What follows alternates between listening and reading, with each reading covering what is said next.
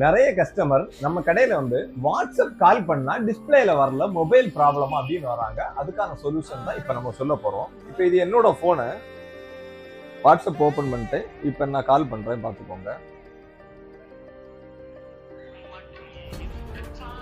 Ring sound வருது, ஆனா என்னன்னா வரல. லாக் ரிலீஸ் பண்றேன், வாட்ஸ்அப்ல உள்ள போறேன், கால் வருது. அப்ப நம்மளால என்னன்னா தெரிஞ்சு கொள்ள முடியல, அதை ஆன் பண்ணுங்க முன்னாடி யார் கால் பண்றாங்க. இதை சரி பண்றதுக்கு தான் இப்ப நம்ம சொல்லி தர போறோம். என்ன விஷயம்னா, அதுல என்னன்னா நீங்க வாட்ஸ்அப் ஒரு லாங் பிரஸ் பண்ணிட்டீங்கன்னா போதும், மேல ஒரு ரவுண்டா ஒரு ஐக்கான் வருது. இந்த ஐக்கானை நீங்க தொட்டுட்டீங்கன்னா நோட்டிபிகேஷன் ஆஃப்ல இருக்கு. அதை போயிட்டு நீங்க என்னன்னா ஆன் பண்ணி விட்டுட்டீங்கன்னாலே போதும். வாட்ஸ்அப் நோட்டிபிகேஷன் ஆன் பண்ணிட்டீங்க, நீங்க பேக்ல வந்துட்டா போதும். இப்போ என்னன்னா நான் இதையும் லாக் பண்ணி வைக்கிறேன், திரும்ப கால் பண்றேன். நீங்க பாருங்க என்ன நேம் அப்படியே வந்துச்சு.